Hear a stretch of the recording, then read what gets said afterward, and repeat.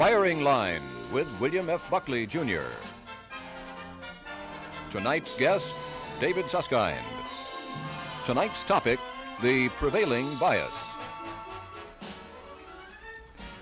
My guest tonight is David Susskind, who has probably appeared more hours on television talk shows than anyone in the history of television, which may or may not have something to do with the unhappy state of our universe.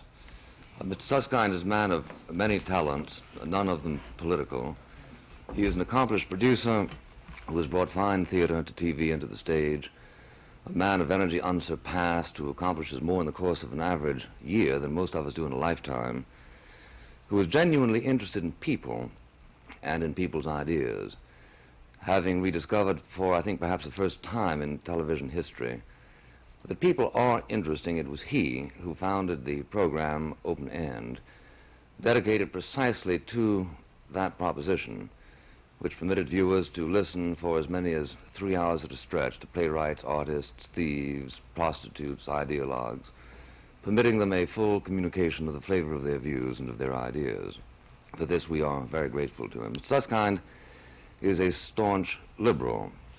If there were a contest for the title Mr. Eleanor Roosevelt, he would unquestionably win it. The question we are to discuss today is whether there is in this country such a thing as a prevailing bias, and if so, where does it point? Mr. Susskind, you are most welcome. Would you, in a few thousand words, give us your preliminary views on the subject? I wonder if I were unwelcome, how you'd introduce me. I must say that I regard that introduction as somewhat rude and insulting, Mr. Buckley.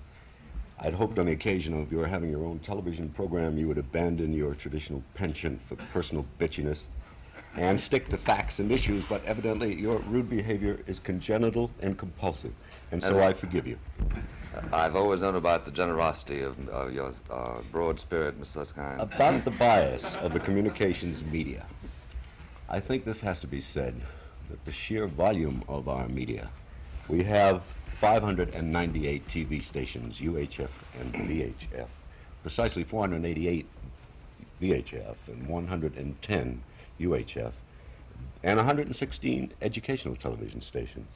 They beam to 53,800,000 homes who watch for an average period each day of 6 hours and 31 minutes. That takes care of television. There are in this country 55,216,000 radio sets, AM and FM, and they beam to approximately 58 million people. There are 1,763 daily newspapers with a circulation of 60.4 million readership. You sound like McNamara. I hope so. That's quite a brain he's got. And therefore, the sheer pluralism, the sheer velocity and volume would suggest that there isn't a prevailing bias. It runs the gamut in newspaper or magazine terms, for example, from the Daily Worker to the National Review. In television, we have the John Birch Society broadcasting its peculiar messages on 103 stations in 30 states. We have Reverend Billy Hargis, and we have, on the other hand, such sound men as Eric Severide, Howard Morgan, Chet Huntley, Brinkley, Cronkite. Gentlemen, if we may interrupt here for just a moment, and we'll be getting right back to you in 1 minute. We were talking, I think, Ms. Susskind, about the prevailing bias, not about encyclopedic platitudes having to do with the fact that people do disagree with each other in the United States. It seems to me redundant to feel any necessity to prove the point that by and large the communications business, as for instance the academic industry, are liberally inclined. I don't doubt that Billy James Hargis or General Walker can from time to time buy time, but surely you would agree that time comes free to people who tend to express the prevailing ethos. And under the circumstances, I hope you're not here to deny that by and large the news services and the television industry and the schools and the universities are liberal dominated, are you? Or are you? Well, if you use it in any pejorative sense, of course I do. I think that the entire thrust of our country in the last 40 years has been a liberal thrust in our legislation, in our churches, in our schools, in our communications media. There's nothing sinister or evil. We call that progress. Well, I have no doubt that you cherish the orthodoxy which, after all, you work full-time to stimulate. Otherwise, you would be behaving in a rather paradoxical way. I only simply observe the fact of that bias, the fact of that progress, if you prefer to use that word, and I'm only here to say that it is very important to note that that bias does in fact exist, so that people who dissent from the liberal orthodoxy tend to have fewer opportunities than people who do not dissent from it. Quite wrong, Bill. To hear an expression of their views publicly and certainly educationally. In 500 cities and towns in this country, every week there are 10,000 right-wing messages being beamed. The source of that, of course, is Danger on the Right, a book that you've learned to love Well, and but enjoy. for those 10,000 messages, there are probably a million that run in the contrary direction. The difference is that they are free. You don't have to pay Eric Sevareid or Edward P. Morgan or Howard K. Smith. They don't have to buy their own time. They are Are you projected. suggesting that Sevareid and his confreres are preaching some subversive message of the sort? Aren't they really saying the American Who brought up conscience? subversive? You're acting like a McCarthyite, aren't you? No. I'm suggesting that Eric Sevareid He did is teach a us about it. subversive. Do you really think he's subversive? No, you don't. No, well, obviously not. He, however, does identify himself with, generally speaking, with an opinion. Are that you is saying considered there's to a be liberal. consensus thinking in this country? I'm saying there's a Of course prevailing there bias. is. All right, fine. Of course there is. So let's accept that as a given, that there is a prevailing bias and it is liberal. And it is, of course, another question whether we deplore it or not. I do and you do not. But would you go so far as to agree, therefore, that in point of fact, so obsessed is the thinking community by the rightness of its views that it tends to treat differing views irresponsibly? That is to say, it tends to recoil with such horror at what they consider to be an act really of impiety at questioning their premises, which they prefer to leave undisturbed, that they lash out rather irrationally under the circumstances. Yes, I would agree that there is essentially a communications gap, I would call it, in this country between the mainstream and the tributaries of American thought. The dissenter, whether he be the antediluvian flibbity-gibbet of your group, or whether he be the protester against the South Vietnam War in the street, is made to appear as a kook and a freak and a curio, and sometimes maniacal. I think that's quite wrong.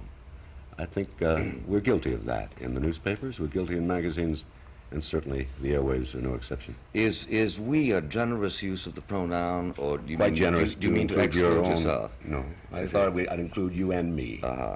Well, if you don't mind, I'll use the pronoun affecting myself, though I'm very much interested and highly admiring of your admission. Well, that- I that- include you because when you call the dissenters on the Vietnam issue Epicene Slavs. No, I didn't.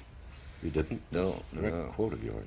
I referred, well, maybe that's the trouble with the mass communications media. I referred to their resentment as epicene. You do see the difference, don't you? No, I don't. Well, suppose I said, David Susskind uttered a feline snarl. Does that make you a cat? Makes me somewhat catty, I would think. Oh, Yes. that's different. You understand, don't you? So a resentment can be epicene without the people who utter it being epicene. But I mean to For brand instance, if you I said as one who afflicts she the dissenter. composed a divine poem, that doesn't make her godlike, does it? No. No, Makes okay, the fine. poem So somewhat we godlike. now, since you are an analyst of these excesses, how would you handle, for instance, the following one by Martin Luther King? We see dangerous signs of Hitlerism in the Goldwater campaign. Would you consider that an example of the prevailing bias irrationally defended? Well, I would handle that in the same generous and tolerant way that I handle your calling the... Now, wait a minute. No. No An two adventure quotes, in please. Just- triviality, or the Freedom March mob deployment. I have to be generous and realize that you have erred and will again. All right, we all learned about tu quoque, at least when I was 6 years old. You were probably too busy talking to listen to it, but in any case, you were 6 I'm, years old. I'm asking you I was about Martin already a Luther graduate King. of a brilliant university. A fact that the university has not called to my attention. But the Martin Luther King says we see dangerous signs of Hitlerism in the Gold Water campaign. Just tell me, before you catalog my own excesses, whether or not you think that is excessive. I think that's ill-advised. Yeah. What about Fulbright when he said Goldwater republicanism is the closest thing in American politics to Russian Stalinism? That's ill-advised too, is it? Probably, yes. Or Jackie Robinson, I would say that I now believe I know how it felt to be a Jew in Hitler's Germany. He was in a torrent of emotion at the moment and should be forgiven as I have forgiven you all Yes, of I've your noticed. excesses. I've already remarked your generosity. Now, I'll tell you how I can forgive you many others. the reason I bring this up, Mr. Susskind, is not to make individual points, but to suggest that what is significant is that in all the times, for instance, that I've listened to you since those remarks were made, I never heard you volunteer a reproach against those excesses. I never saw them reproached in the New York Times or the Herald Tribune or the Saturday Review of Literature or Harper's or Atlantic. And isn't this a suggestion that the orthodoxy, the prevailing bias, tends to tolerate these excesses, whereas they are very fast to zero in on those that are committed by the dissenters? No, I don't think it at all. I think responsible communications, be they television, radio, or newspapers, tend to bring up short excesses by public figures. Well, I think I have seen rebukes to the Hitler line of Jackie Robinson. I can't give you the precise citation. I didn't know you were going to quote it. But that's the atypical comment in this biased press you're talking about. It's not typical. Well, There's much more discipline and reason than there is irrationality and excess. That I don't think is the point, because what actually engages the attention is those excesses which suggest a turbulence in the emotions and in the mind, which bespeak the internal attitude. And what is, I think, extremely important is that, for instance, a bircher can't walk around the corner and drop an infinitive without being called to account by you, by the Anti-Defamation League, by the New York Times, by that whole cluster of the establishment press. Whereas you take a very, very casual and relaxed attitude towards such enormities as are committed by people whom you understand to be your own ideological soulmates. Not at all. I haven't said that. You said that. It's very interesting and somewhat long-winded, but I didn't say it at all. Well, that's my point. I don't agree with the excesses you point out in those citations. But you've never I gone out of wouldn't your have way made them to- myself. You've never gone out of your way to criticize them. Well, when obviously I last did can't. you? The program I do is interviewing such as you. If you'd have brought them up in the Anybody program. who has seen your program knows that you feel perfectly free to speak your mind on it, Miss Susskind, don't you? Yes, I think if I had Jackie Robinson there, I might discuss his comment. I simply haven't had him. Well, have you had Fulbright? No, Have you had Martin Luther King? not since he made that comment. And you definitely contract to raise the point with him next time he's on your show? Oh, yes, I do promise. Fine. Well, I'm glad to hear. Now that we've taken care of your moral future, Can I what are we take going to care- do about what are we going to do about other representatives of the establishment? Well, I'd like to talk about several members of the establishment, if you like. Conservative establishment. Yourself, in a radio interview, I was very generous with you when you said that you thought the Jews felt a kind of toleration for communist excesses in this country. Certainly you had to be less than sober when you made that. Now, Mr. Susskind. That was on the Tex McCrary show of September 29, 1964. Yes. Now, do you care to read the context, or shall I cram it down No, your no, throat? no, I've got it, the whole thing. Why don't you just read it? You said, Yeah, read it. Read the whole thing. Take Jews, plenty I of think, time. tend to be discharging a long-time debt to the Democratic Party. Plus, also, they tend to construct an ongoing political myth centered around the Hitlerian experience, which more or less suggests that Hitler was the embodiment of the ultra-right. That's true. Most Jews suggest that Hitler was the embodiment of That's the right. Now, ultra-right. what is inaccurate? Certainly, so he wasn't the far? embodiment of the ultra-left. What is inaccurate so far? And that the true enemies of Hitler, many of them, that the true enemies were, in fact, many of them communists during the early 30s. You speak much better than you write, Bill. And under the circumstances, they, I think, emotionally, meaning Jews, feel a kind of toleration for communist excesses in this country that is perhaps related to their feeling that if the communists had been a little bit more successful in the early 30s, they might have avoided the terrible reign of Hitler. This does not make them, quotes, pro-communist. rather generous statement, I think. But it does make them, for instance, terribly anti-McCarthy, terribly anti the House Committee on Un-American Activities, terribly anti any effort to persecute the communist minority in this country. That's historical fact. Balderdash. That's sheer Sheer historical fact. balderdash. And there isn't a Jewish scholar in the United States who would disagree with that. I know not one who would find anything I don't think but you know a Jewish scholar. fears, Certainly you haven't learned yes. from many. Louis Finkelstein, I know. Well, I you think asked he would be Mr. Finkelstein if you would disagree with that. But anyway- it is a well-known fact, and to a considerable extent they take pride. The Jewish community takes pride in the fact of their toleration, and they take pride in the fact of their toleration because they knew that that there was an opportunizing by Hitler on the whole communist movement, which was used to take power, which power was subsequently used to the tragic genocidal policies against the Jews, and that under the circumstances, they very definitely relate their strong stand on civil rights to this traumatic experience of the early 30s. Now, if you were to try to parlay that, I gather you just finished doing that, into anti-Semitism, is typical of the kind of thing you're suggesting. I'm really suggesting Tell me that why the you brought it up occasion- if it has no relevance. That the occasional excess is not the exclusive prerogative Well, of show the me what liberal the excess community. is. The whole thing Gentlemen, is... may we interrupt right now for just a brief message, and we'll come back to you, and you can resolve this issue then. Mr. Susskind, I think that your reading of that quotation was either neurotic or else an indication of intellectual helplessness, but let's pass over it if you desire to do so, otherwise we can stay on it and get back to It was neither, and I would like to leave it. I would like to say, however, that you were very gentlemanly better during the national elections last on the Goldwater versus Johnson. You paid promptly on losing.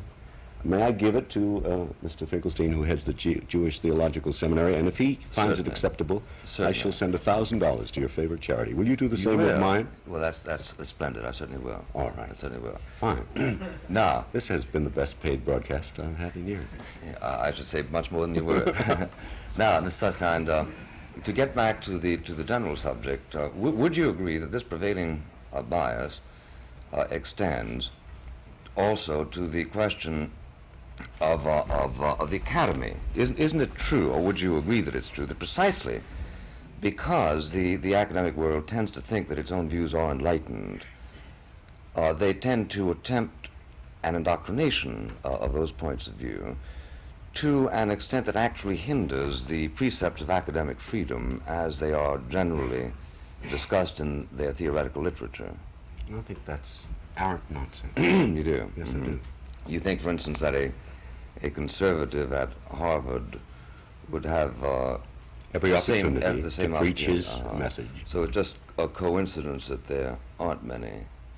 That's They're because not there are right more enough. liberals than there are conservatives Yes, and in why the are there general more community, liberals? intellectual and Why? otherwise. Why? Because it's a rather antediluvian throwback to another time. The conservative philosophy simply will not serve our society, our community, our needs. To desire the elegance and the rituals of the 18th century Well, may that's please one you, but it's explanation, very isn't it? Yeah. ineffective in solving social ills. Right. That's one explanation. Another explanation, of course, is indoctrination, correct?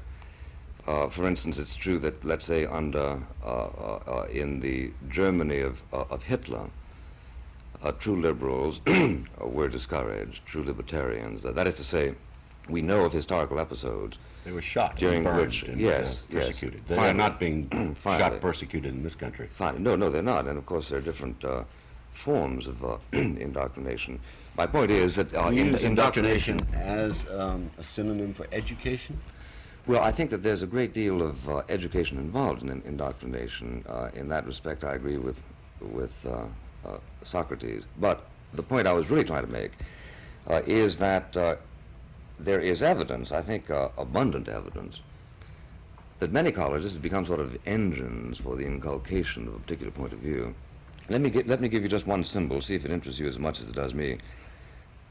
Would you agree that by and large the question of the recognition of Red China tends to be one that separates liberals from conservatives? I know, lots of Yes, exceptions on it both sides. tends to be one.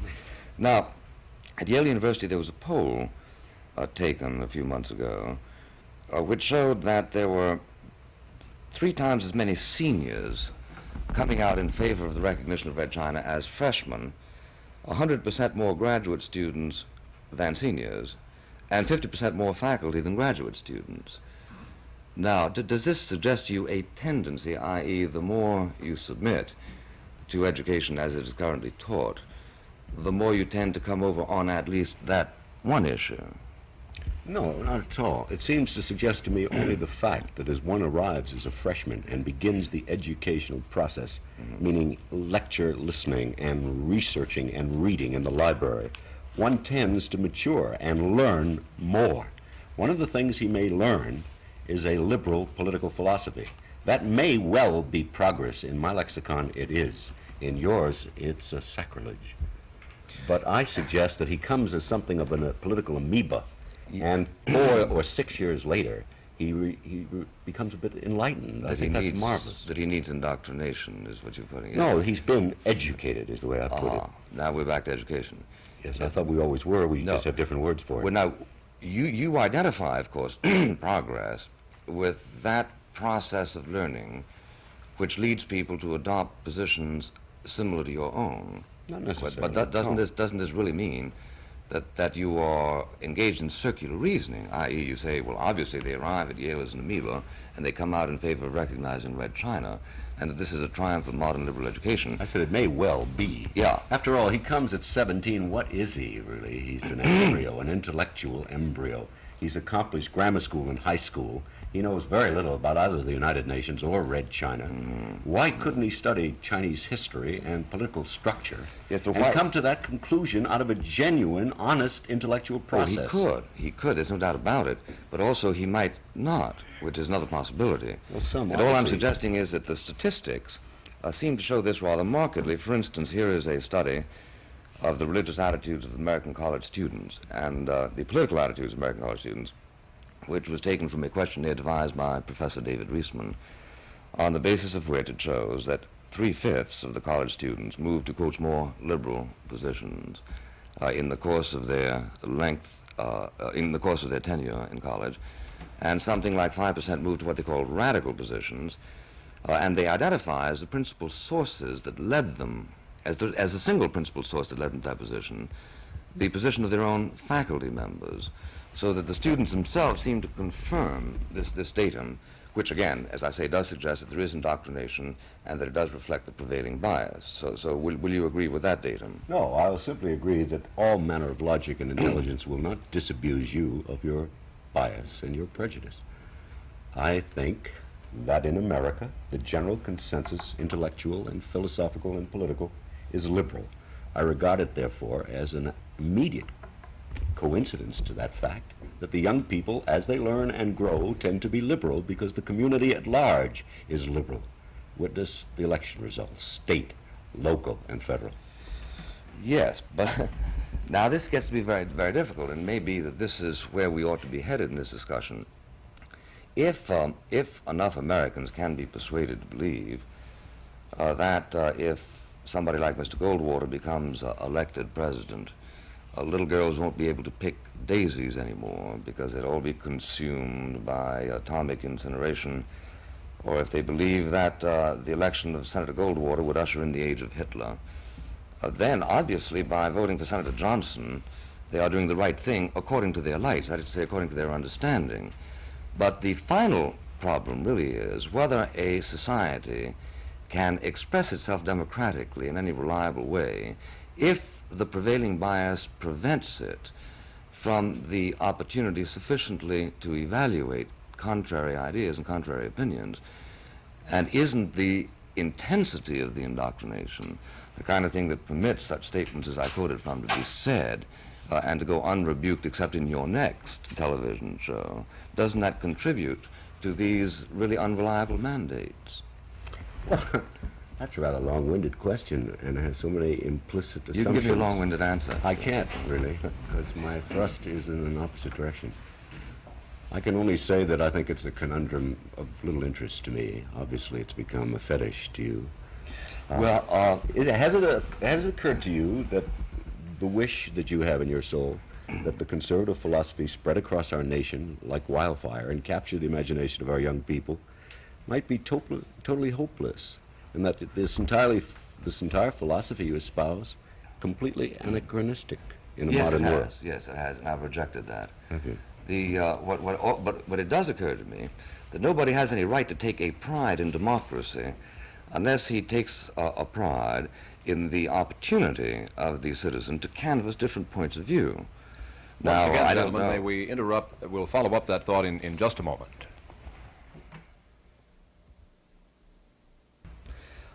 So my point is, Mr. Susskind, that can you defend, or can one defend democracy, or refer to the consensus, as you have on several occasions, without inquiring as to whether the individual voters had an opportunity to canvass all points of view, and do they in fact do so when the prevailing bias tends to be the principal consideration in the making of American politics?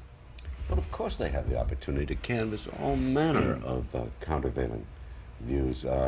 I cited those opportunities at the very beginning of the show. One could listen to 20th Century Reformation Hour with Carl McIntyre, H.L. Hunt's Lifeline, Clarence Mannion's Mannion Forum, Reverend Billy James Hoggar's Christian Crusade, 200 stations, 313 stations, Diane Smoot, 133 stations, Church League of America, 14 stations.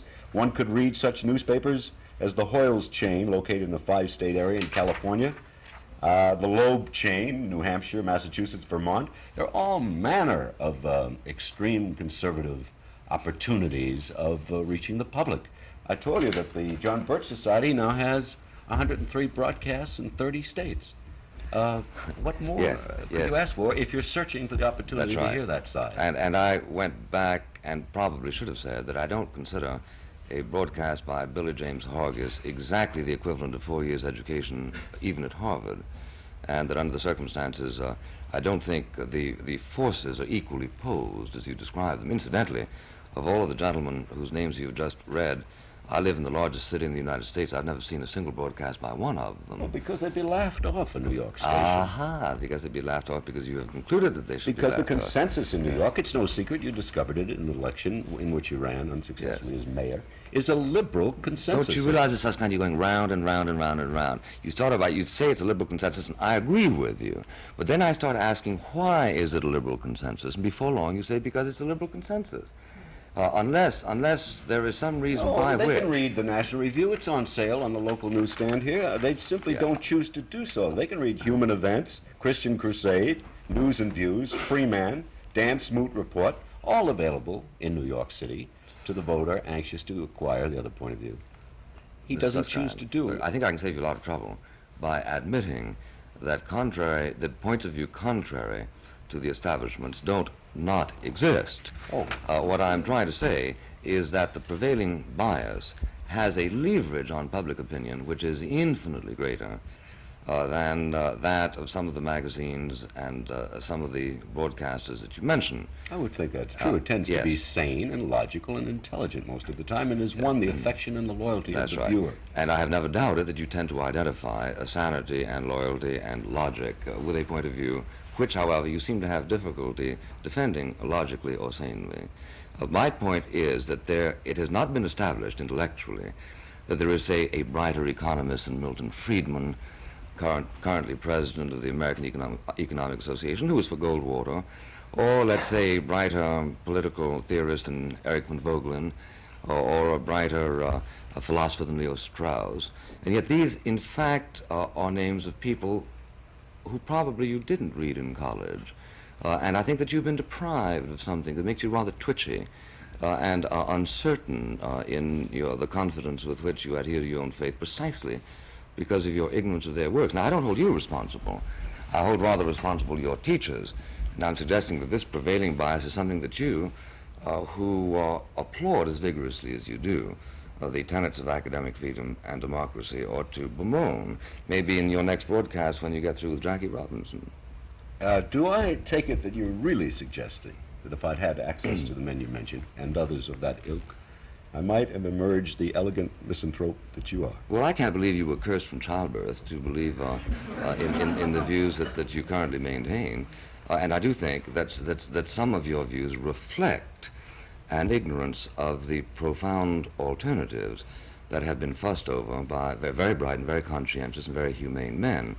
And that if more people were exposed to those views, they wouldn't feel quite the kind of certitude that they now exhibit in ritualistic liberalism, which you have done so much to make famous. No certitude, a reasonable conviction. I regard your arguments as feckless. They really deal not at all with the point. The point is, we did have access to conservative philosophers. The going consensus was essentially liberal. The alternative was presented to the growing mind on the university campus. It is not a rigid, atrophied educational pattern that we have in America. It's an expanding one, a liberal one in the best sense of liberal, meaning open to change and new ideas. It's not a pejorative word, it's a high compliment in society, even in Webster's dictionary, which I know you regard with some respect. I think your point, God and Man at Yale made that point years ago. Aren't you tired beating it to death? Well, I haven't raised it, I think, for a long time. As I understand, the topic for our discussion today was selected by you. If you mean, have I learned that I was incorrect in the thesis I stated in God and Man at Yale, the answer is on the contrary. Everything that has been done and said during highly refined and highly organized polls of student opinions precisely confirms a thesis which I maintained and was considered rather revolutionary in 1950, namely that these colleges understand that it is part of their duty to transmit to their students their own particular ideological faiths, and these tend to be, in the formal sense of the word, rather narrowly liberal. Now, if these prevailing biases do, in fact, exist, may I ask you this question, on which I would be very anxious to have your answer. Would you yourself maintain or agree that, for instance, your own program has, over the years, a highly influential program, had many, many, many more liberals on it than conservatives broadly understood? Yes, I think you're quite right. And that relates immediately to the fact that there are many, many more liberals than there are conservatives. One of the most noxious and consistent problems facing us on the program in terms of booking guests is that we cannot find intelligent, articulate conservatives. They are very modest in number. There's yourself, of course, and then one is hard-pressed. There's Mr. Rusher, of course, and Senator Tower, all of whom we've had. There's Toledano and Kirk and Meyer. You know, when you've said 12 of them, you've said them all. And the rest are just bloody bores, you know, and make very bad guests, and therefore very bad programs, and do your argument poor service. I really don't think you've exhausted the field, Mr. Susskind. Well, just I have no doubt. I welcome them. No, I have no doubt that you are speaking with, as lawyers say, on information and belief. But if you really believe that vocal spokesmen of the conservative cause are reduced to a dozen, this is an exquisite disclosure of the kind of thing that I'm talking about. This means that you haven't heard of the existence of several dozen others who are all over the United States. Well, of course I have. You recommended a philosopher chap from a small college in California. Do you remember? And you appeared on the program with him. His name escapes me, but you would recall it, a professor and a theoretician, a philosopher. He was the most boring bugger we'd had on the show in 3 years. He put the audience to sleep. He may, in fact, have an intelligence quotient of astounding proportions. He is, however, one of the most stultifying speakers in the history of speaking. Now, when I say that we need somebody intelligent, conservative, and articulate, we need all three qualities because the TV audience's impetus is to shut off a program of any content at all and go to a Western or a comedy. It is my job to keep them awake with guests who will keep them awake. And I suggest that there aren't more than a dozen stimulating, intelligent, and articulate conservatives who can make progress on a television program. Well, I'll be glad to give you a list, and perhaps I you will can start accept trying it with them out. gratitude. Yeah, and perhaps you can try them out. And now, if this is so, that there are only a dozen, how would you account for it, considering your resistance to my general proposition, which is that the colleges and the universities have tended to act as liberal laundromats for unwashed minds during the past generation or so? Is it just coincidence? Very well said. Is it just coincidence that there are only 12? No, I would say that you simply don't attract the facile mind, the quick tongue. The phrase maker, liberal laundromat for unclean minds, did you say? Dirty minds? I forget. Unwashed. Unwashed minds. Amoebas. Amoebas. I deny that allegation and defy this particular alligator. We don't have a liberal laundromat for unwashed minds. We have the learning process for minds on the come. And you don't like the final result, but you made a good career out of your objection. Well, I've certainly had an opportunity to expose my views to you, which I gather you would not otherwise have heard of, which may or may not redeem it. I'm very grateful for your many, many appearances, and I think that the conservative cause, you are its Pied Piper. You are Mr. That's an Conservative. unfortunate word, isn't it? Pied No, I Piper, think yeah. it's quite apt, attracting all the... Yes, no, it's quite right. Well, then can we sum up? You agree that there is a prevailing bias. You agree that prevailing bias is a result of certain social movements, and you agree that those social movements manifest Starting themselves in the primarily 18th, academies. 17th century. That's right. Or if you like, earlier. And you agree that those social movements express themselves in the cultivation of an orthodoxy, the result of which is that after 8 years on your own show, you've only been able to find a dozen literate and articulate conservatives. We've had many more. I say I can't repeat them because they tend to put audiences to sleep.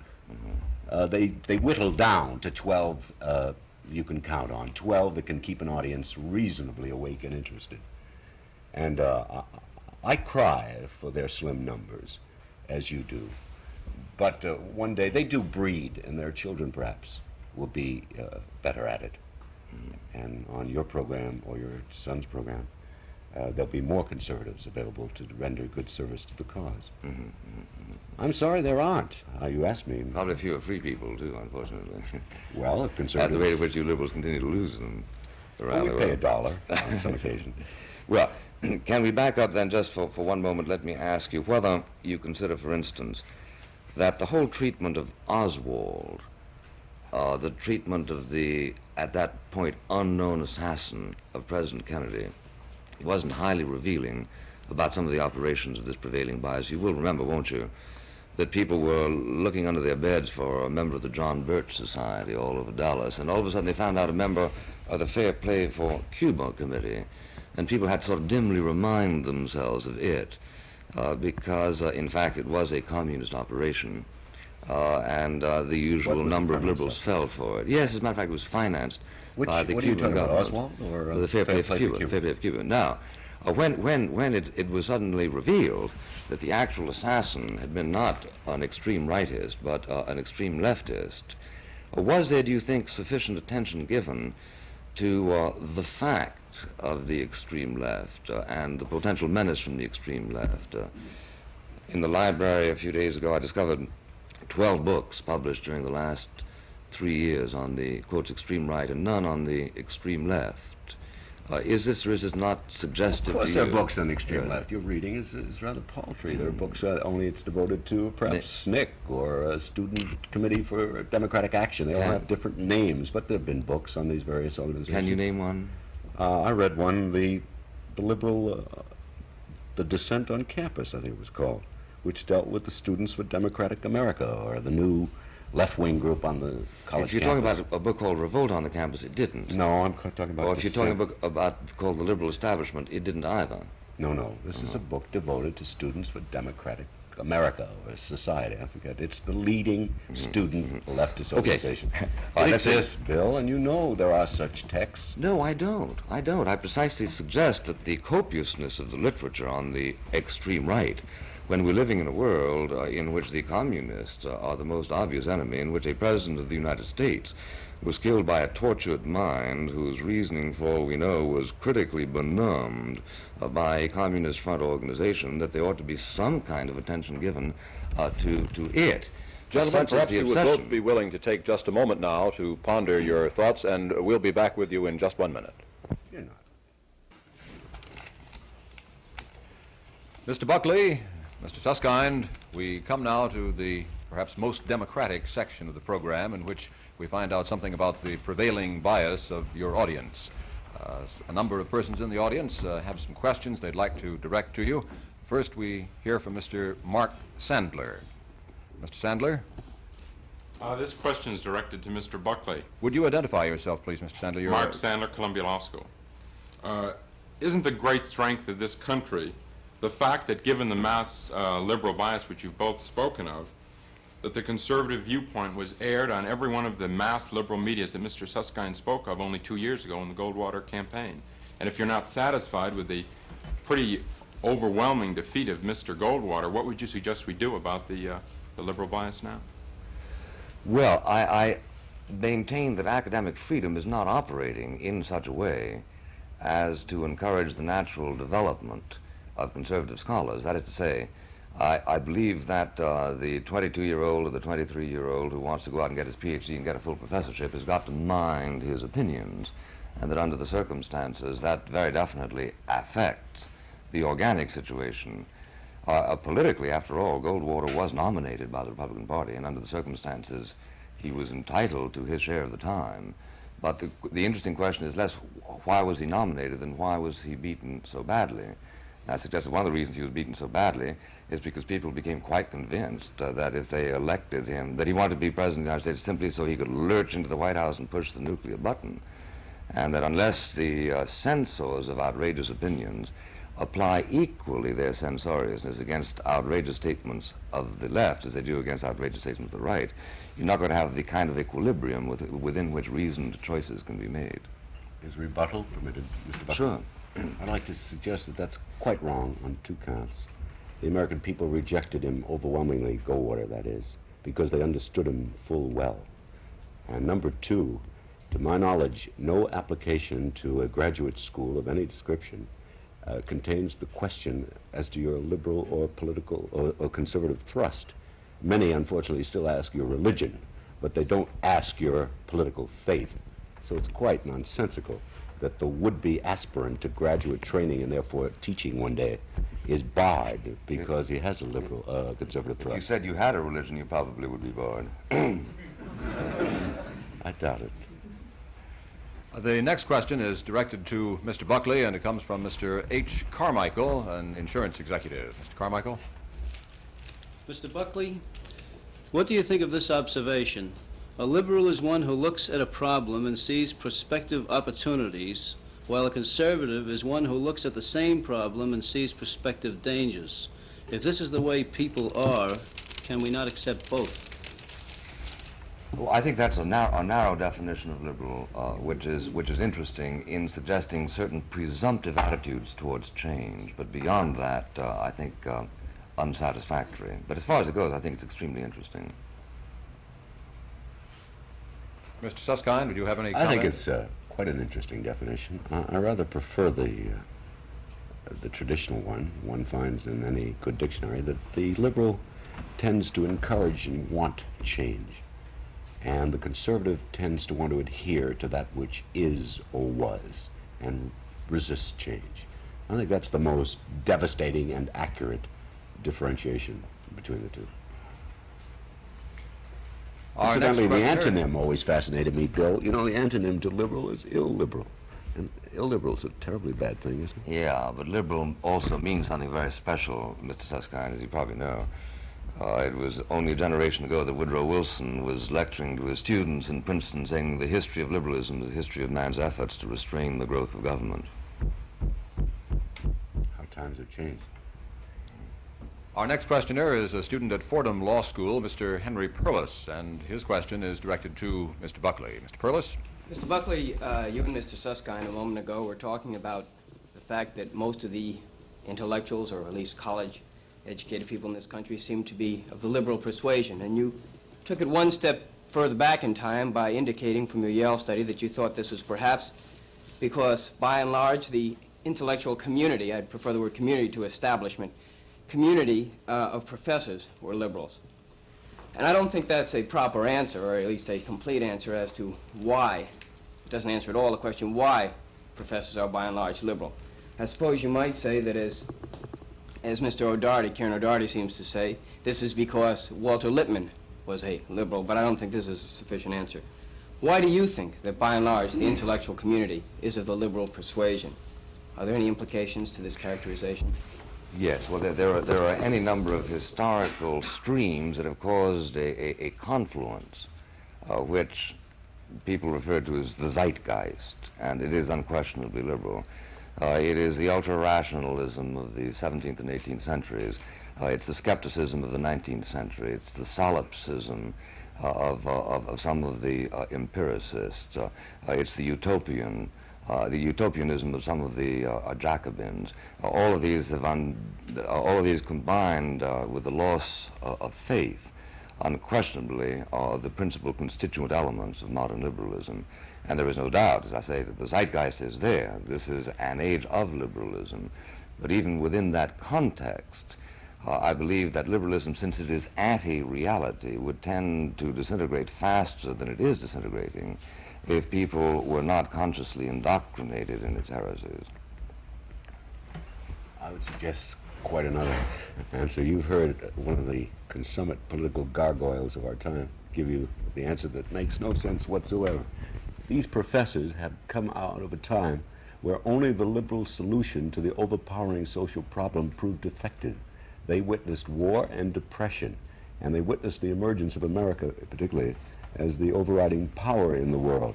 They saw that what solutions did work in our economy, for example, happened to be liberal solutions, such things as ensuring your savings deposits in banks where banks previously failed, such things as regulating the Securities and Exchange Commission, the market outfits, the big board and the small board, where people were formerly deceived and cheated of their savings. They've seen so many things occur that meant better living and for themselves and their children that they took on the political persuasion known as liberalism.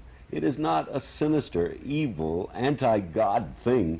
It is the way of the world, and particularly a way of America in the 20th century, despite anything Mr. Buckley says about it. Well, thank you for your two very different answers to that question. We'll be getting back to you, gentlemen, in just 1 minute. Mr. Susskind, you were offended at the beginning of this show by my introduction, so suppose I let you close instead of closing myself. Well, I have no particular close. I have relished the opportunity of visiting with you here.